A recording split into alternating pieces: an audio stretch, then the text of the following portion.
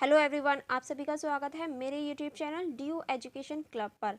I hope आप सभी ठीक होंगे और आप सभी अपनी अपनी स्टडी कर रहे होंगे। और आज की जो हमारी वीडियो होने वाली है वो बीए प्रोग्राम के स्टूडेंट्स के लिए होने वाली है। बीए प्रोग्राम में हम लोग सेमेस्टर 4 कवर कर रहे हैं और जो हमारा सेमेस्टर 4 है ये हमारी एजुकेशन यानी शिक्षा की बुक है। और हमारी जो एजुकेशन है इसका नाम है मानव अधिगम और संज्ञान को समझना। यानी हम इसमें मानव अधिगम यानी मानव की जो लर्निंग्स होती हैं, अधिगम होता है, संज्ञान होता है, उसको समझने की कोशिश कर रहे हैं। आई होप आपके पास ये बुक होगी। अगर ये बुक आपके पास है तो ये वीडियो आपके लिए बहुत ज़्यादा इंपॉर्टेंट होने वाली है, क्योंकि मैं आपको बुक से पढ़ाती हूँ ताकि आपको कोई भी कन्फ्यूजन क्रिएट ना हो। और इस बुक के हम लोग ऑलरेडी पार्ट 1 यानी यूनिट यानी हमारा चैप्टर नंबर 1 कवर कर चुके हैं और आज हम चैप्टर नंबर 2 का पार्ट 2 करने वाले हैं। अगर आपने अभी तक चैप्टर नंबर 1 का पार्ट 1, चैप्टर नंबर 1 का पार्ट 2 एंड चैप्टर नंबर 2 का पार्ट 1 नहीं देखा है तो आप जल्दी से जाकर इन्हें देख लीजिए। मैं डिस्क्रिप्शन बॉक्स में लिंक दे दूंगी। और आज हम चैप्टर नंबर 2 का पार्ट 2 स्टार्ट करने वाले हैं। चलिए फिर बिना देरी करे हम लोग चैप्टर नंबर 2 का पार्ट 2 स्टार्ट करते हैं।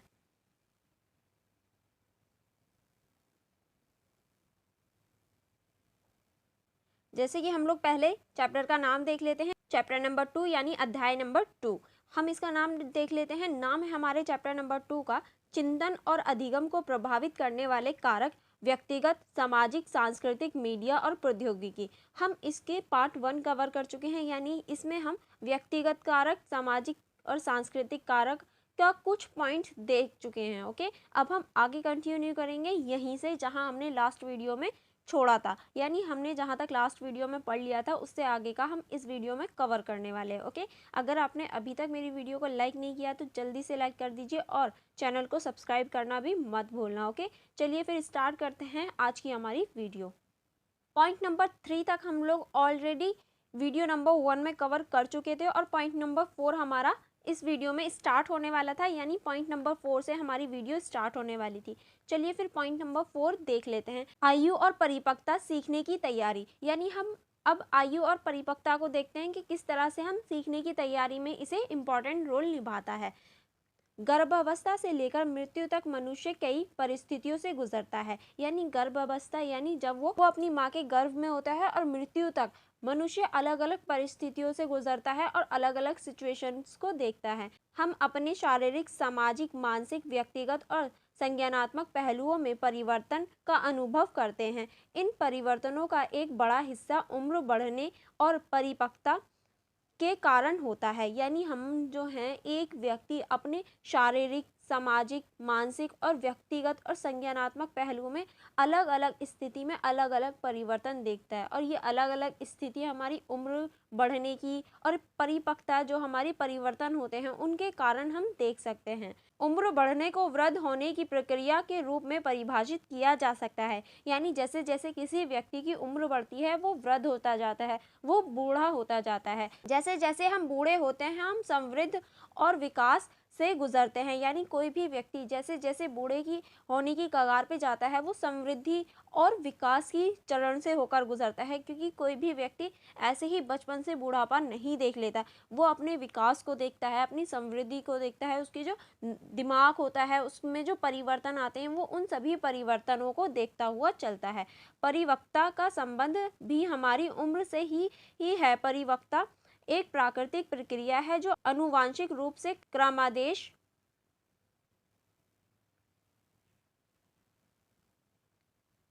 होती है। यानी जो परिपक्वता होती है वो वांशिक रूप से चलने वाली एक प्रक्रिया है।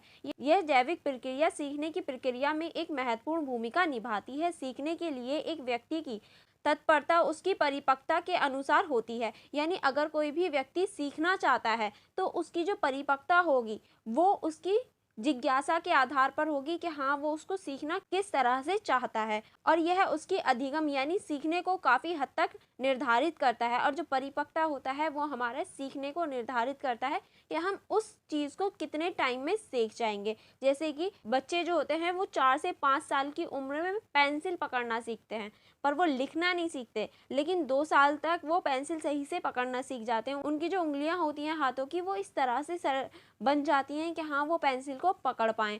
आपने ये मुहावरा सुना ही होगा, जहाँ चाहा वहाँ रहा।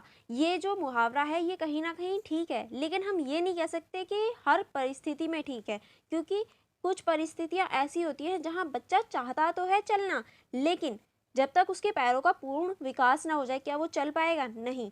तो जब तक वो अपने पैरों का पूर्ण विकास ना कर ले, तब तक चलना असंभव है उसके लिए। तो ये मुहावरा कहीं ना कहीं गलत साबित होता हुआ भी हमें दिखाई देता है। ठीक है, नेक्स्ट चलते हैं। नेक्स्ट है हमारा पॉइंट नंबर 5, जिसमें हम देखेंगे अवधान। अब देखेंगे कि अवधान होता क्या है।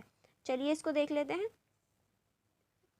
ध्यान आकर्षित करना सीखने की ओर बढ़ने का पहला कदम है, यानी किसी भी चीज़ पर ध्यान आकर्षित करना सीखने का पहला कदम है। अगर हम किसी चीज़ पर ध्यान आकर्षित नहीं करते तो हम लोग सीख भी नहीं पाते, और किसी चीज़ को सीखने के लिए हमारे ध्यान का केंद्रित होना महत्वपूर्ण है। यह संज्ञानात्मक प्रक्रिया का एक हिस्सा है जिसमें हमारा दिमाग विशेष जानकारी पर ध्यान केंद्रित करता है। सरल शब्दों में अवधान का अर्थ है कि किसी उद्दीपन पर ध्यान केंद्रित करने की क्षमता। यानी अगर हमें संज्ञानात्मक प्रक्रिया का हिस्सा बनना है तो हमें अपने दिमाग को एक केंद्र पर लाना होगा, यानी हमें किसी भी चीज़ पर ध्यान केंद्रित करना होगा। अगर हम सरल शब्दों में कहें कि अवधान क्या है, तो अवधान का अर्थ ही ये है कि किसी उद्दीपन यानी किसी भी ऑब्जेक्ट या किसी भी चीज़ पर ध्यान केंद्रित करना ही अवधान कहलाता है। आई होप आपको अवधान के बारे में पता चल गया होगा। अब हम देखेंगे अवधान के दो प्रकार होते हैं, यानी अवधान को हम दो प्रकारों से देख सकते हैं। पहला है हमारा सक्रिय अवधान।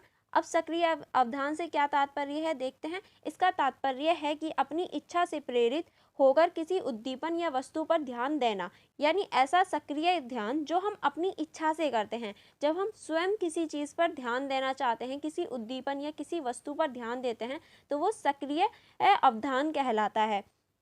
और ध्यान देने के लिए सजग प्रक्रिया करना। इस तरह के प्रयास जिज्ञासा या अभिरुचि से ये भरे हुए होते हैं। उदाहरण के लिए दो चित्रों के बीच 6 अंतर ढूंढना। यानी देखिए, जब हम कोई भी प्रयास या कोई भी वस्तु के ऊपर अपना ध्यान केंद्रित करते हैं अपनी मर्जी से, तो वो हमारा सक्रिय अवधान कहलाता है, जिसमें हमारी जिज्ञासा और अभिरुचि शामिल होती है। क्योंकि हम अगर अपनी इच्छा से कर रहे हैं तो उसमें हमारी जिज्ञासा और अभिरुचि दोनों ही शामिल होंगे। और जैसे कि अगर मैं आपको दो पिक्चर दूँ, ये आपने देखा ही होगा और आपने किया भी होगा, क्योंकि मैंने भी बहुत बार किया है कि दो पिक्चर होती हैं, एक यहाँ पिक्चर है, एक यहाँ पिक्चर है, और दोनों ही सेम पिक्चर बनी होती हैं, लेकिन बस छोटे छोटे से उसमें डिफरेंस होते हैं कि इस पिक्चर में और इस पिक्चर में अंतर बताने कि 6 अंतर ढूंढो, 7 अंतर ढूंढो। ऐसे अंतर ढूंढने में हमें मज़ा भी आता है और दिलचस्पी होती है। तो वो क्या है, हमारा सक्रिय अवधान है, क्योंकि हम वो अपनी मर्जी से अपना ध्यान केंद्रित कर रहे हैं। तो ये इसका बेस्ट उदाहरण है जो आपने भी कभी ना कभी किया होगा, क्योंकि मैंने भी बहुत बार किया है। ठीक है, अब हम देखेंगे निष्क्रिय अवधान। के निष्क्रिय अवधान क्या होता है? यह किसी भी ऐसी उद्दीपन को दर्शाता है जिस पर हम अनैच्छिक रूप से ध्यान केंद्रित करते हैं। यानी जो हमारा निष्क्रिय अवधान है उसमें हम किसी भी ऐसे उद्दीपन या किसी भी ऐसी वस्तु पर ध्यान केंद्रित करते हैं जिस पे हमारी कोई भी इच्छा या इच्छा नहीं होती, हम बिना इच्छा के उसमें ध्यान केंद्रित करते हैं।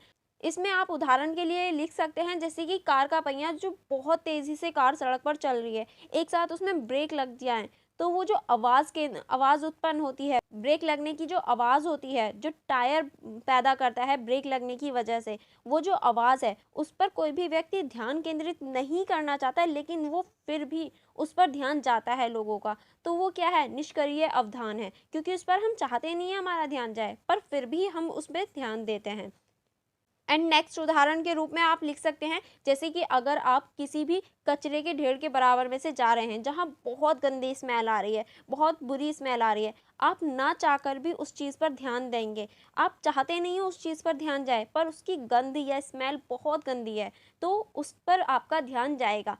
तो ये जो ध्यान हमारा जाता है या हम ना चाहकर भी उस चीज़ पर ध्यान दे देते हैं, तो वो हमारा निष्क्रिय अवधान के अंतर्गत आता है। आई होप आपको निष्क्रिय अवधान भी अच्छे से समझ में आ गया होगा। अब हम नेक्स्ट चलते हैं। एक औसत मनुष्य मस्तिष्क लगभग 20 मिनट तक लगातार एक ही उद्दीपन पर ध्यान केंद्रित करता है। यानी जो एक औसत मनुष्य होता है, कोई भी मनुष्य लगभग 20 मिनट तक एक ही चीज़ पर अपना ध्यान केंद्रित कर सकता है। बच्चों की अवधान का समय है और भी कम होता है। यानी जो बच्चे की ध्यान की अवस्था होती है या बच्चों की ध्यान की जो टाइम होता है वो और भी कम होता है, लेकिन इसको अभ्यास, शिक्षा और पढ़ाई से बढ़ाया जा सकता है। ठीक है, ऐसा नहीं है सिर्फ 20 मिनट तक ही कोई व्यक्ति ध्यान केंद्रित कर सकता है। अगर कोई बच्चा लगातार उस पर प्रैक्टिस करे, लगातार किसी चीज़ को पढ़ रहा है, उस पर ध्यान केंद्रित करने की कोशिश कर रहा है, तो वो कुछ टाइम में ये अपने अंदर ये परिवर्तन देख पाएगा कि हाँ, वो उस चीज़ को पहले 20 मिनट तक कर पाता था,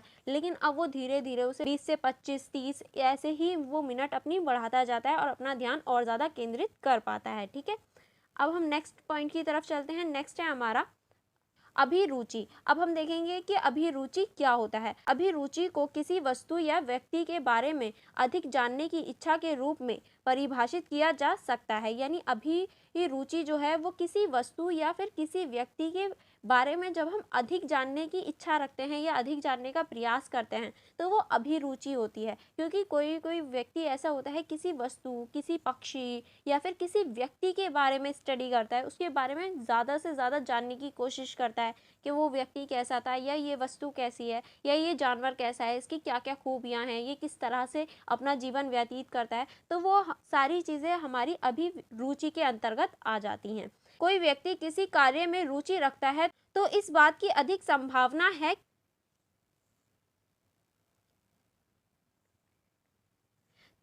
कि अधिगम अपेक्षाकृत स्थायी होगा। यानी जो हमारा अभिरुचि है उसमें जो हमारा अधिगम होता है वो स्थायी रूप से होता है। उदाहरण के लिए आपने एक ऊपर बुक में एक भाई का उदाहरण दिया गया था, एक लड़की के भाई का उदाहरण दिया गया था जो पक्षियों में अभिरुचि दिखाता है, अपनी पक्षियों के बारे में जानने की कोशिश करता है। बचपन से ही वो पक्षियों में बहुत ज़्यादा इंटरेस्टेड रहता है, तो उसकी जो अभिरुचि है वो स्थायी रूप से है और वो ऐसा नहीं है 1 या 2 दिन की हो, वो बहुत लंबे टाइम तक रहने वाली है। ठीक है, चलिए फिर नेक्स्ट पॉइंट की तरफ चलते हैं। नेक्स्ट है हमारा मनोवृत्ति। अब हम मनोवृत्ति के बारे में पढ़ते हैं। मनोवृत्ति से तात्पर्य किसी अन्य व्यक्ति, विचार, घटना या वस्तु के प्रति भावनाओं, संवेगों से है। यानी मनोवृत्ति का तात्पर्य जो है वो किसी व्यक्ति, विचार, घटना और ऐसी वस्तु की भावनाओं और संवेगों से है। यह पसंद और नापसंद के रूप में हमारे मन का उन्मुखीकरण है। हमारी ऐसी प्रवृत्ति हमारे पिछले अनुभवों और हमारे पालन पोषण का परिणाम है।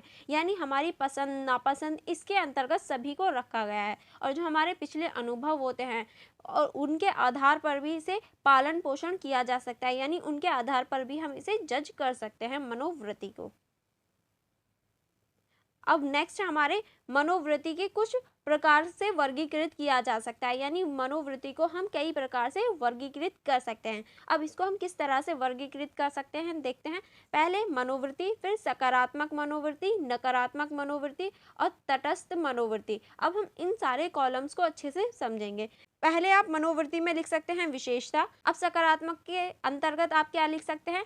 आशावाद, आत्मविश्वास, पहल करना, ईमानदारी, विश्वसनीयता। ये सभी हमारी सकारात्मक मनोवृत्ति के अंतर्गत आती है। अब नकारात्मक के अंतर्गत आता है घृणा, निराशावाद, आक्रोश और संदेह। ये सभी हमारी नकारात्मक के अंतर्गत आती है। और तटस्थ मनोवृत्ति में उदासीनता, अलगाव और भावहीन, ये सभी हमारे तटस्थ मनोवृत्ति के अंतर्गत आते हैं। अब हम देखेंगे क्रिया। अच्छाई पर ध्यान देना, यानी कोई भी चीज़ क्यों ना हो उसकी अच्छाई पर ध्यान केंद्रित करना। और जो हमारा नकारात्मक होता है इसमें हम अच्छाई को नज़रअंदाज करना और बुराई पर ध्यान देना। यानी हम इसमें बुरी चीज़ों पर ध्यान केंद्रित करते हैं और जो अच्छी चीज़ें होती हैं उन्हें नज़रअंदाज कर देते हैं। परिस्थितियों या घटनाओं को पर्याप्त महत्व ना देना, यानी इसमें हम परिस्थिति या फिर जो भी हमारी घटनाएं होती हैं उनको महत्व नहीं देते, बस सिचुएशन के बारे में सोचते रहते हैं, परिस्थितियों के बारे में नहीं देखते। उदाहरण के रूप में आप लिख सकते हैं नई चीज़ों को सीखना, स्वयं करना, यानी नई नई चीज़ों को सीखना, उन्हें खुद करने की कोशिश करना। सीखने के लिए प्रौद्योगिकी के उपयोग को अस्वीकार करना, यानी जो हम सीखते हैं उसके लिए टेक्नोलॉजी का प्रयोग नहीं करना, बस खुद ब खुद सीखना है। ये क्या पॉसिबल हो सकता है? तो नकारात्मक चीज़ों को इसमें ज़्यादा देखा जाता है। नेक्स्ट इसमें देख सकते हैं अपने शिक्षकों या स्कूलों से दूर रहना, यानी जो हमारे शिक्षक होते हैं, जो स्कूल वगैरह होते हैं जहाँ से हम सीखते हैं, आगे बढ़ते हैं, उन सभी से दूर भागना, ये इसके अंतर्गत आता है। विभिन्न लोगों, घटनाओं आदि के प्रति हमारे दृष्टिकोणों का अध्ययन करना महत्वपूर्ण है, क्योंकि यह हमारे व्यवहार को भी तय करते हैं। सकारात्मक दृष्टिकोण रखने का अर्थ है कि वातावरण से परस्पर संबंध रखने की इच्छा रखना, यानी जो भी हमारे दृष्टिकोण हैं उनका अध्ययन बहुत ज़्यादा इम्पॉर्टेंट हो जाता है, क्योंकि ये कहीं ना कहीं हमारे व्यवहार को तय करते हैं कि हमारा व्यवहार कैसा होगा। अगर कोई व्यक्ति है जो सकारात्मक दृष्टिकोण रखता है तो वो परस्पर अच्छे संबंध बनाएगा, वो सकारात्मक सोच रखेगा, खुले दिल से अपने वातावरण में अतः क्रिया करने से चिंतन करने और सीखने को मिलेगा। यानी जो सकारात्मक सोच रखता है वो अतः क्रिया करेगा, चिंतन करेगा और नई नई चीज़ों को सीखने का प्रयास करेगा। तो हमारे व्यवहार में हमारे जो वो थिंकिंग है, हमारी जो बिहेवियर है वो बहुत ज़्यादा इम्पॉर्टेंट हो जाता है हमारे सीखने में। जब तक हमारी जो लर्निंग एबिलिटी है वो अच्छी नहीं होगी, हमारी थिंकिंग अच्छी नहीं होगी, तो हम किसी भी चीज़ को सीख नहीं पाएंगे। नेक्स्ट पॉइंट चलते हैं। नेक्स्ट पॉइंट आप इसमें लिख सकते हैं संवेग। अब हम देखेंगे कि संवेग क्या होता है। संवेग मनुष्य का एक अविभाज्य अंग है। संवेग उन बुनियादी चीज़ों में से है जो हमें खास बनाता है। हमारे कार्य ज़्यादातर हमारे अंदर मौजूद भावनाओं द्वारा निर्देशित होते हैं। यानी जो संवेग है वो किसी मनुष्य के अविभाज्य अंग में से एक है जो किसी भी मनुष्य को दूसरे से अलग बनाता है, स्पेशल बनाता है। और ये जो है ये ज़्यादातर हमारे अंदर मौजूद भावनाओं को दर्शाता है। यानी जो संवेग है वो हमारे अंदर की भावनाओं को दिखाता है।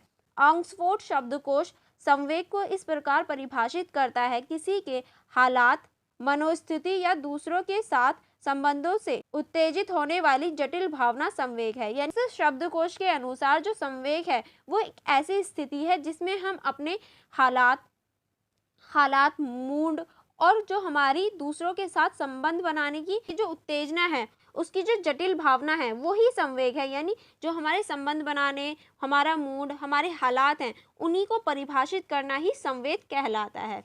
भावनात्मक व्यवहार का कारण किसी व्यक्ति के भीतर की स्थिति या बाहरी उद्दीपन हो सकता है। यानी जो हमारा भावनात्मक व्यवहार होता है उसका कारण उसका कारण किसी भी व्यक्ति की अंदर की स्थिति और बाहर की स्थिति का जो उद्दीपन है, जो हमारी सब्जेक्ट है यानी हमारी वस्तु है, वो हो सकता है। ठीक है, अब इसकी ना कुछ परिभाषाएं दे रखी हैं अलग अलग व्यक्तियों के अनुसार, जैसे कि हमने इस शब्दकोश यानी इस डिक्शनरी के अनुसार देखी थी। अब कुछ व्यक्तियों के द्वारा भी दी गई है।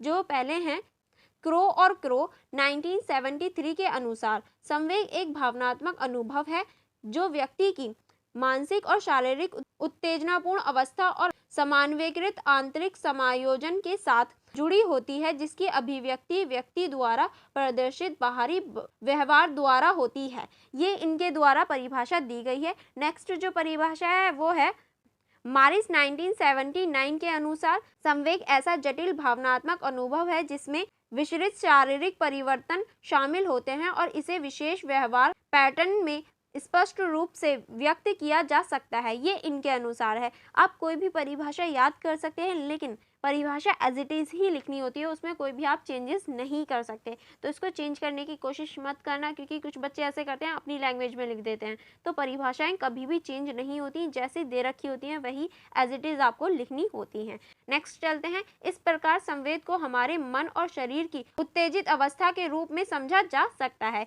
यानी हम इन सभी परिभाषाओं और इन सभी के आधार पर कह सकते हैं जो वो संवेग है वो हमारे शरीर की उत्तेजित अवस्थाओं को कहा जा सकता है। आमतौर पर हम जिन भावनाओं को प्रदर्शित करते हैं वह हैं प्रेम, मनोरंजन, वासना, भय, क्रोध, नफरत, ईर्ष्या, शत्रुता, घृणा, पीड़ा, भूख, उत्सुकता, आश्चर्य आदि। इनके परिणामों के आधार पर संवेगों को दो श्रेणी में विभाजित किया जा सकता है। यानी हम जो मनुष्य होते हैं वो आमतौर पर इन सभी भावनाओं का प्रयोग करते हैं अपनी किसी भी चीज़ को दिखाने के लिए। अगर हम क्रोध में हैं, नफरत करते हैं या फिर घृणा कर रहे हैं किसी भी चीज़ का, तो हम इन सभी का प्रयोग करते हैं। और इन सभी के आधार पर जो संवेग है उसको दो श्रेणियों में बांटा जा सकता है। पहला है हमारा सकारात्मक संवेद और दूसरा है हमारा नकारात्मक संवेद।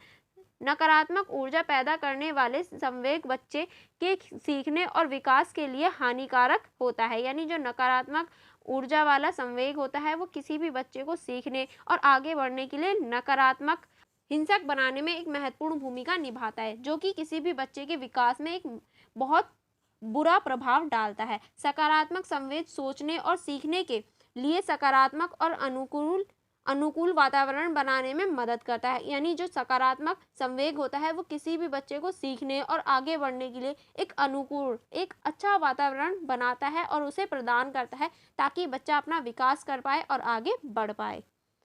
अब हम देखेंगे आगे। संक्षेप में यह कहा जा सकता है कि हमारा संवेग हमारे चिंतन और अधिगम को काफी हद तक प्रभावित करता है, और हम इसके कंक्लूजन में कह सकते हैं कि जो संवेग है वो हमारे चिंतन और अधिगम में बहुत हद तक प्रभावित करता है, यानी काफी हद तक वो प्रभावित करता हुआ हमें दिखाई देता है। क्योंकि अगर हम चिंतन और अधिगम अच्छे से नहीं करेंगे तो संवेग भी नहीं होगा। संवेग कहीं ना कहीं हमारे चिंतन और अधिगम को काफी हद तक प्रभावित करता हुआ दिखाई देता है। अब हम नेक्स्ट पॉइंट देखेंगे। नेक्स्ट पॉइंट है हमारा आत्म अवधारणा। अब आत्म अवधारणा को देखते हैं।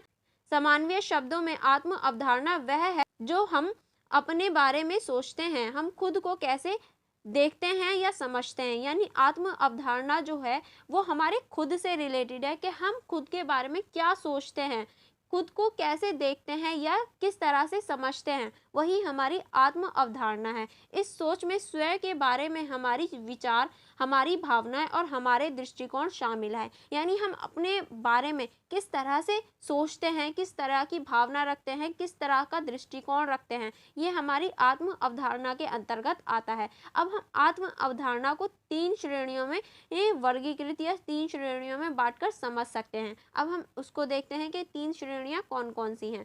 पहला होता है हमारा आत्म छवि, दूसरा होता है आत्म सम्मान और तीसरा होता है आत्म प्रभावकारिता यानी आत्म क्षमता। हम इन तीनों श्रेणियों में इसको बांटकर देख सकते हैं। पहले आत्म छवि यानी अपने बारे में अपनी धारणा कि हम अपने बारे में क्या सोचते हैं, ये हमारी आत्म छवि के अंतर्गत आता है। फिर है हमारा आत्म सम्मान, एक व्यक्ति के अपने मूल का व्यक्तिपरक मूल्यांकन, यानी कोई व्यक्ति अपने क्या मूल्यांकन रखता है, क्या सोचता है कि हाँ हमारी जो वैल्यू है वो कितनी हो सकती है, इस बारे में ध्यान देना। नेक्स्ट है हमारा आत्म क्षमता, एक व्यक्ति की किसी काम को करने उसकी क्षमता में व्यक्ति का विकास, यानी कोई व्यक्ति कितनी क्षमता से किसी कार्य को कर सकता है, उसमें किसी कार्य को करने की कितनी क्षमता है, वो किस टाइम तक या ये कहें कितने टाइम तक पढ़ सकता है, कितने घंटे पढ़ सकता है। हर व्यक्ति की अपनी अपनी क्षमता होती है किसी भी कार्य को करने की। जैसे कुछ व्यक्ति 1 घंटे में थक जाते हैं पढ़ते पढ़ते, कुछ व्यक्ति ऐसे होते हैं जो 5-5, 6-6 घंटे पढ़ते हैं। तो सबकी अपनी अपनी क्षमताएं होती हैं, ठीक है। आत्म छवि में लिखेंगे मेरी ताकत, क्षमता, कमजोरी या सीमाएं। इसमें हम अपनी ताकत, क्षमता और कमजोरी और सीमाओं के बारे में देखते हैं। फिर नेक्स्ट लिखेंगे स्वयं का मूल्यांकन, मेरा मूल्य, यानी अपना मूल्यांकन करना कि हमारी स्थिति कैसी है और हम किस स्थिति में रहना डिजर्व करते हैं, यानी हमारी स्थिति कैसी होनी चाहिए। नेक्स्ट हमारी जो आत्म क्षमता है उसको देखते हैं। यह निर्धारित करता है कि किसी व्यक्ति कैसे सोचता है, व्यवहार करता है और महसूस करता है। यानी ये जो है ये निर्धारित करता है कि कोई जो व्यक्ति है वो किस तरह से सोचेगा, किस तरह से व्यवहार करेगा और किस तरह से महसूस करेगा। नेक्स्ट आत्म छवि में लिख सकते हैं मैं खाना पकाने में अच्छा हूँ, ये हमारी आत्म छवि है। और आत्मसम्मान, मैं कितना समर्थक हूँ, मैं कितना योग्य हूँ, मेरा क्या महत्व है। यानी हम इसमें अपने बारे में सोचते हैं कि किस तरह से मेरा क्या महत्व है, मेरी क्या योग्यता है और मैं कितना हद तक समर्थक हूँ या मैं इस चीज़ को कितने हद तक डिजर्व करता हूँ, इस बारे में सोचते हैं। और आत्म क्षमता, मैं सफल होऊंगा या असफल, क्या मेरी सराहना की जाएगी या नहीं। यानी हम इसमें ये देखते हैं कि हम सफल होंगे या नहीं होंगे, हमारी जय जयकार होगी, यानी हमें पूछा जाएगा या नहीं पूछा जाएगा, इस बारे में हम सोचते हैं। इसमें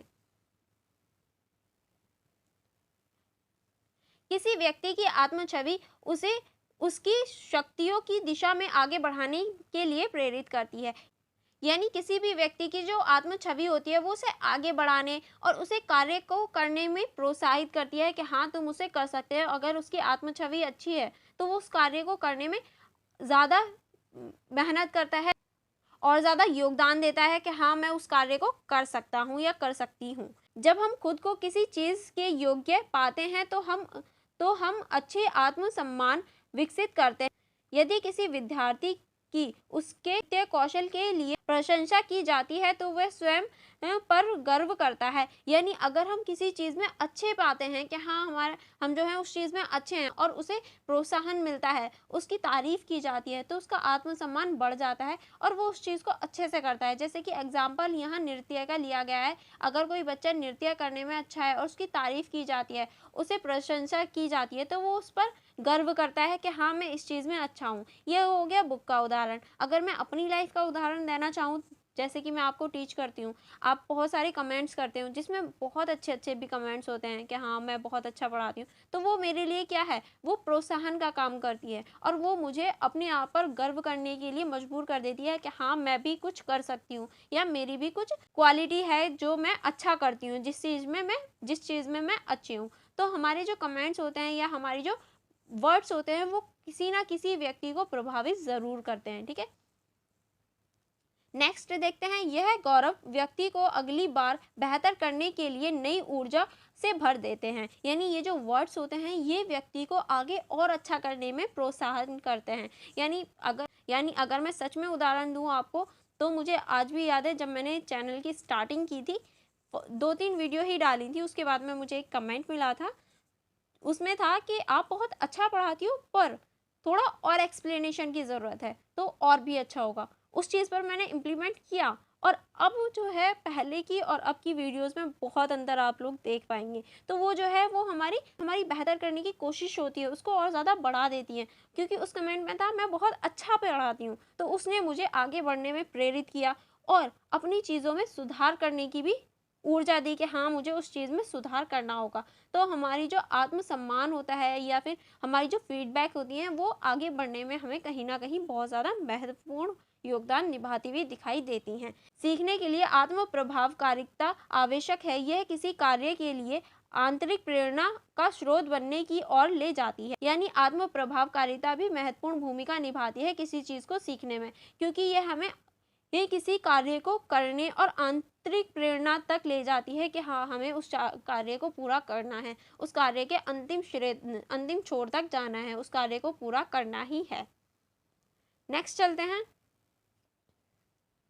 नेक्स्ट आप इसमें लिख सकते हैं सीखने की शैली। अब हम सीखने की शैली को देखेंगे सीखने की विधि के आधार पर। हम सबका काम करने का तरीका अलग है। हमारे बोलने का तरीका, चलने का तरीका, बात करने का तरीका हमारे लिए अद्वितीय है। कोई भी दो व्यक्ति हर दृष्टि से एक जैसे नहीं होते।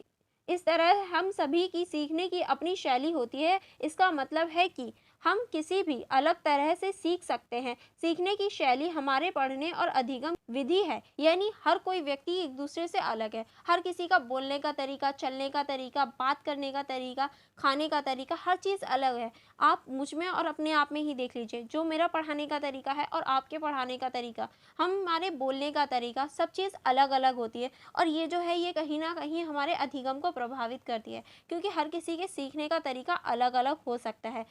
कुछ लोग होते हैं जो देखकर सीखते हैं कि हाँ जब तक उन्हें दिखाया नहीं जाए तो उनके दिमाग में नहीं जाता।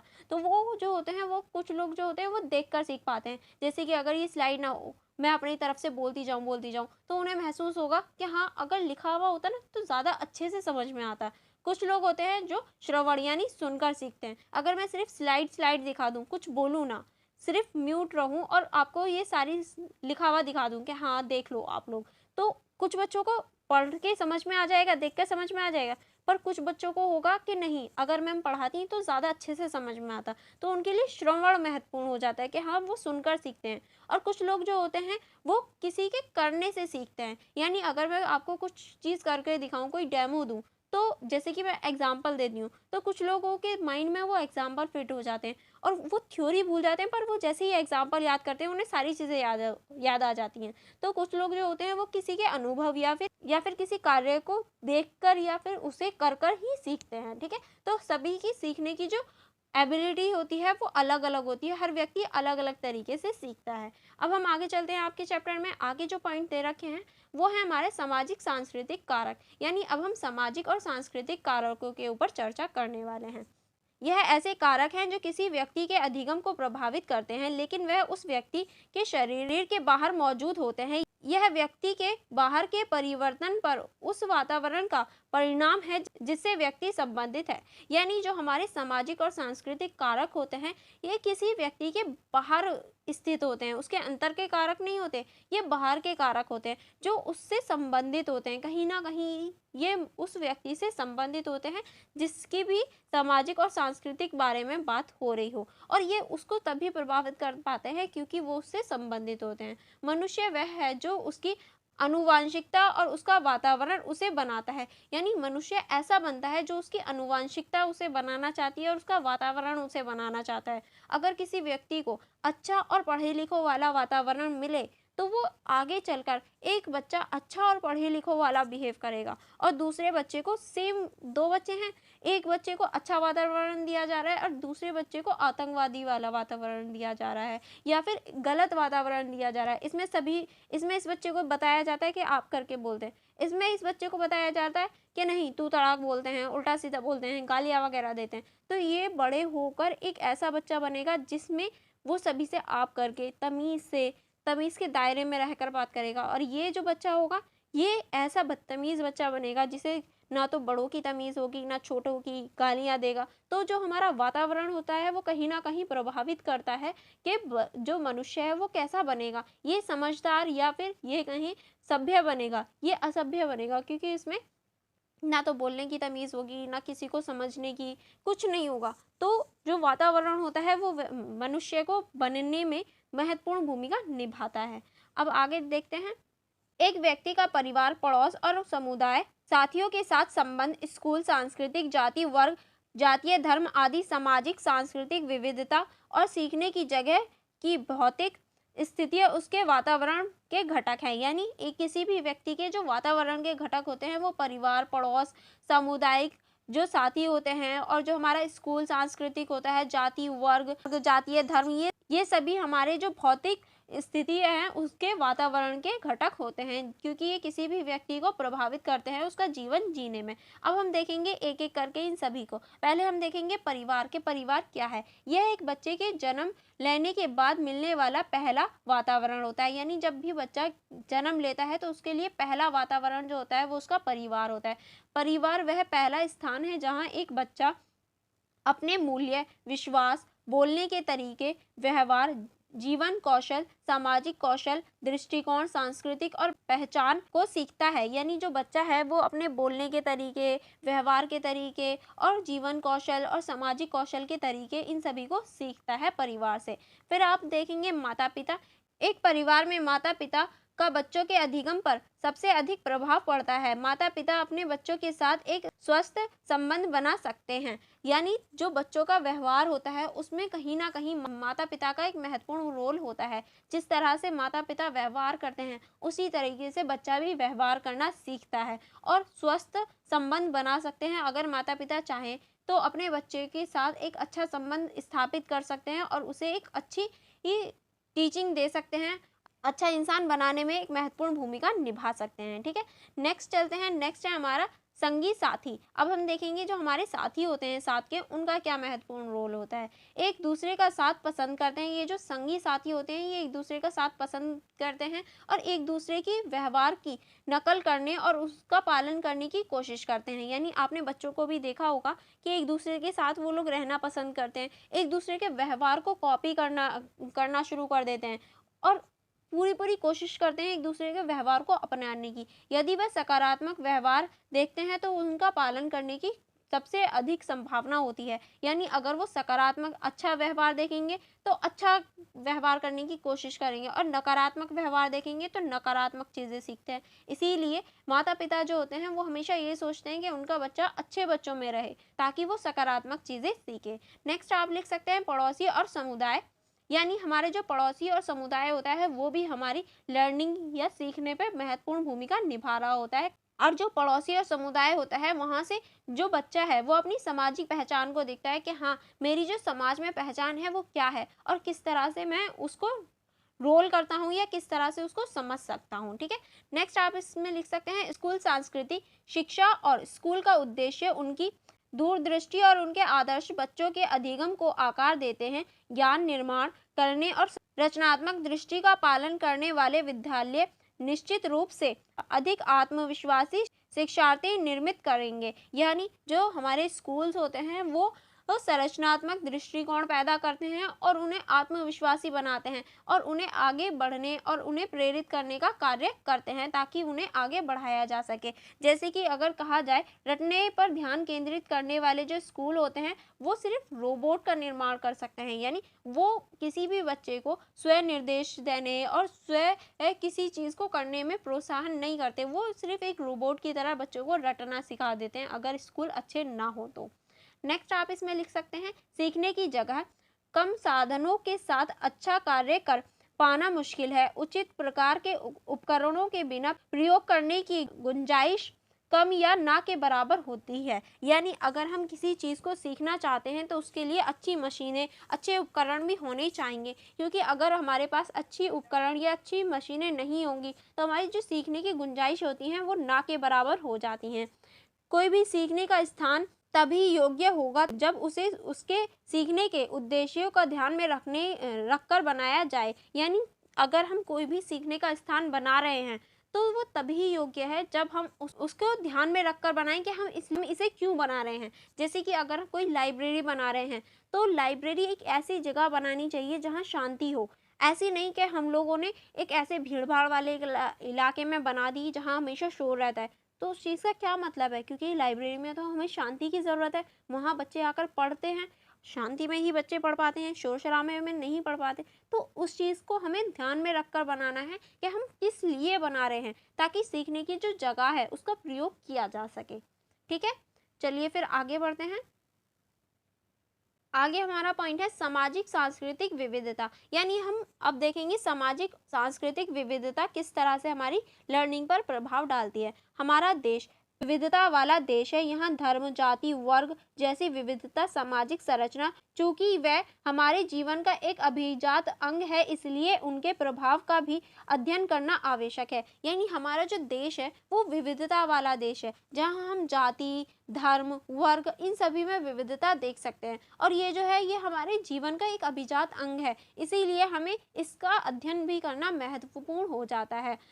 कम आर्थिक और भौतिक संसाधन वाले बच्चे सीखने के लिए सभी अवसरों से वंचित रह जाते हैं और हम ये चीज़ देख पाते हैं जो जिनके पास कम आर्थिक संसाधन होते हैं वो भौतिक साधन और जो भी हमारे सीखने के साधन होते हैं उनसे कहीं ना कहीं वंचित रह जाते हैं, क्योंकि हमारे देश में बहुत ज़्यादा डाइवर्सिटी है, बहुत ज़्यादा विविधता देखने को मिलती है।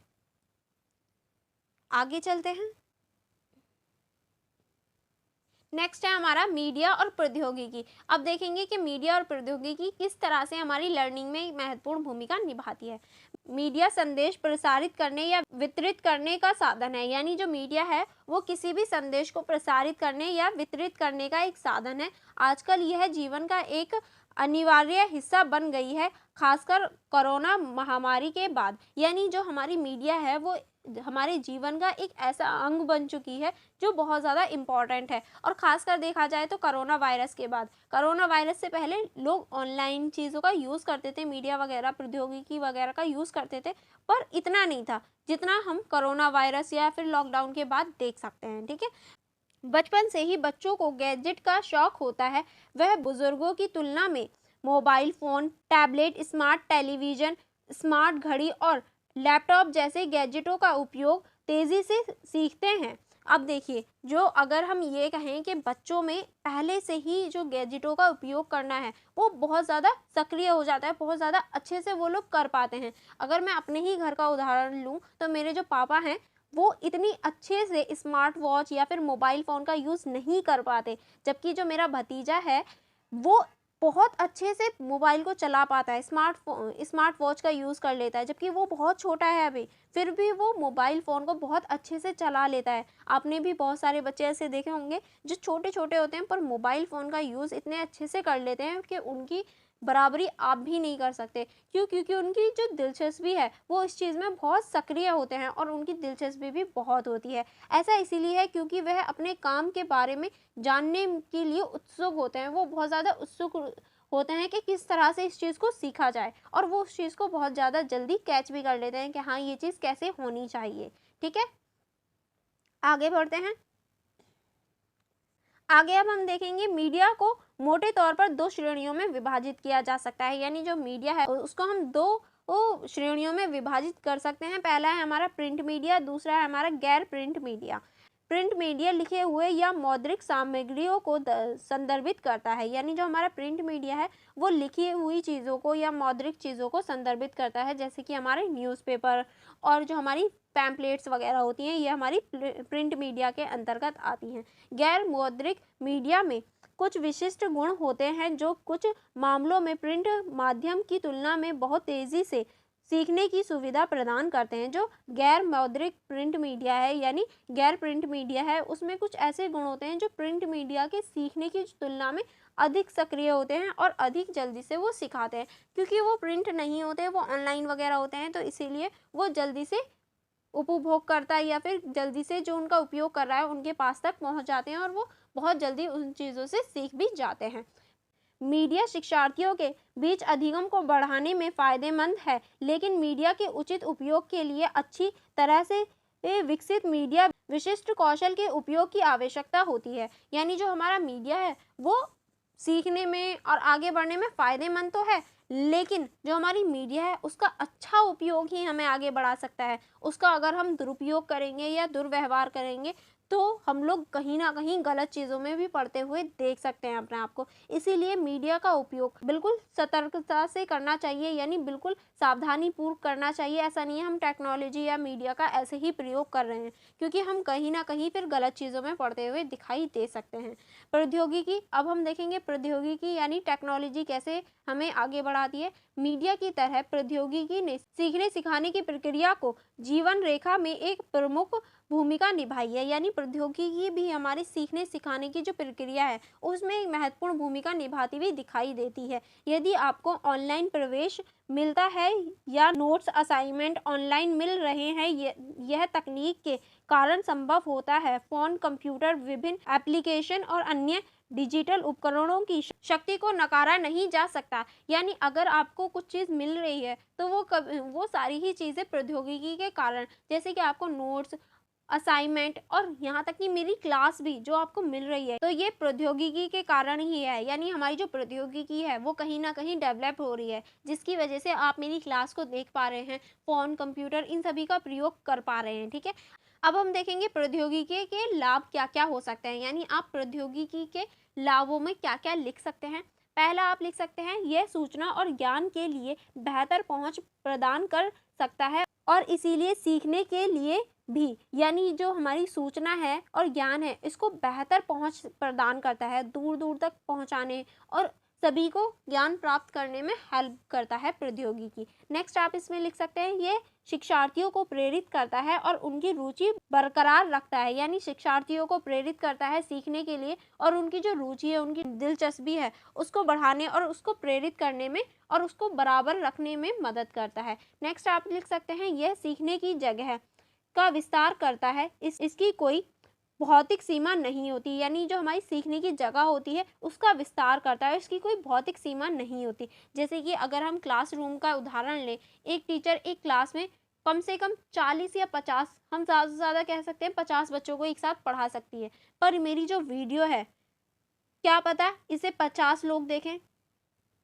क्या पता इसे 1.5K लोग देख लें, यानी 1000 लोग देख लें, या फिर ये कहूँ 10,000 लोग देख लें, या 10,000 से नहीं 20,000 लोग देख लें, तो इसकी कोई भौतिक सीमा नहीं होती। इसमें कोई भी हम भौतिक सीमा नहीं देख सकते। इसमें जो हमारी ऑफलाइन वगैरह होती है इसमें भौतिक सीमा होती है कि हाँ 50 बच्चे ही एक साथ आ सकते हैं, लेकिन इसमें कोई भी भौतिक सीमा नहीं है। आप 1000 देखो, 2000 देखो, 4000 देखो, एक साथ कितने भी बच्चे इसे देख सकते हैं, तो इसमें कोई भी भौतिक सीमा नहीं होती।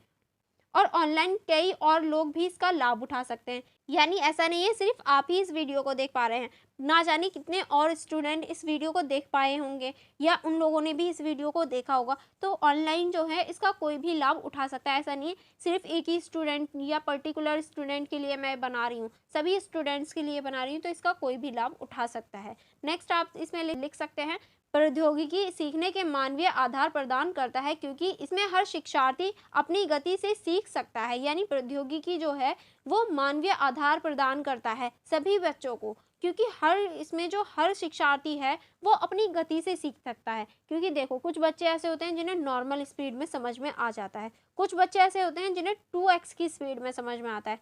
अब जो 2x वाले बच्चे हैं, मैं उन्हें 2x की स्पीड में तो नहीं बोल के बता सकती, क्योंकि मुझे नॉर्मल बच्चों का भी ध्यान रखना है, तो मैं नॉर्मल स्पीड में बोल रही हूँ। लेकिन अगर जो बच्चे ऐसे हैं जिन्हें ज़्यादा अच्छे से समझ में आ जाता है बहुत स्पीड में, तो वो इस वीडियो को 2x में देखें और अपना टाइम बचा सकते हैं। तो ये जो है ये बच्चे के ऊपर डिपेंड करता है कि वो कितनी स्पीड या फिर कितनी गति में सीख सकता है, ठीक है। तो ये भी उसको एक तरह से उसे सुविधा मिल जाती है कि हाँ वो उसको अच्छी तरीके से सीखने के लिए 2x या फिर कम स्पीड में भी देख सकता है, ठीक है। अब जो हमारा तकनीक होता है इसका नकारात्मक प्रभाव भी होता है। अब कोई चीज़ है उसका सकारात्मक प्रभाव है तो नकारात्मक प्रभाव भी होगा, जैसे कि तकनीक का दुरुपयोग, सोशल मीडिया का ध्यान भटकाना आदि को भी ध्यान में रखने की ज़रूरत है, वह भी अधिगम को प्रभावित करते हैं। यानी तकनीक का हम दुरुपयोग देख सकते हैं, कोई कोई बच्चा ऐसा होता है या कुछ लोग ऐसे होते हैं तकनीक का दुरुपयोग कर लेते हैं। सोशल मीडिया जो होता है वो ध्यान भटकाने का बहुत बड़ा रोल निभाती है। जैसे कि अगर आपके एग्ज़ाम है फिर भी सोशल मीडिया जो है, जो शॉर्ट्स वगैरह होती हैं, वो ध्यान कहीं न कहीं भटका ही देती हैं बच्चों का। बच्चे सोचते हैं सिर्फ़ 5 मिनट के लिए देखेंगे, फिर नहीं देखेंगे, एंड देन कब आधा घंटा, कब 1 घंटा हो जाता है, पता ही नहीं चलता। तो सोशल मीडिया जो होता है वो ध्यान भटकाने में एक महत्वपूर्ण भूमिका निभाता है, जो कहीं न कहीं हमारे जो वो लर्निंग है, हमारी जो अधिगम है, उसको प्रभावित करता हुआ दिखाई देता है। क्योंकि ये मेरे साथ भी होता है, मैं सोचती हूँ कि बस 5 मिनट देखूँगी, उसके बाद मैं वीडियो शूट करूँगी या फिर पढ़ूँगी बच्चों के लिए, स्टूडेंट्स के लिए पढ़ना है। लेकिन वो 5 मिनट कब 1 घंटा, कब 2 घंटे ले जाती हैं, पता ही नहीं चलता। तो सोशल मीडिया जो है ध्यान भटकाने में एक महत्वपूर्ण भूमिका निभाती हुई दिखाई देती है। और यहाँ ये आपका निष्कर्ष आ जाता है, यानी ये आपका चैप्टर पूरा फिनिश हो जाता है। मैं आपको निष्कर्ष दिखा देती हूँ, अगर आप चाहो तो इसको पढ़ लेना, ओके। एंड नेक्स्ट यहाँ आपके कुछ महत्वपूर्ण बिंदु दे रखे हैं, जो कि आपकी बुक्स में से ही हैं, जो मैंने आपको पढ़ाया है उसी से रिलेटेड हैं। अगर आप चाहो तो इसको पढ़ लेना, और मैं डिस्क्रिप्शन बॉक्स में बुक का लिंक दे दूँगी, ताकि अगर आप चाहो तो इसको पढ़ लीजिएगा। एंड यहाँ कर सीखो कुछ ऐसे ही एक्टिविटी हैं, फिर उसके बाद में आपके कुछ इंपॉर्टेंट क्वेश्चन है इस चैप्टर से रिलेटेड जो आ सकते हैं, ठीक है, जो बुक्स में आपके इंपॉर्टेंट क्वेश्चन दिए गए होते हैं।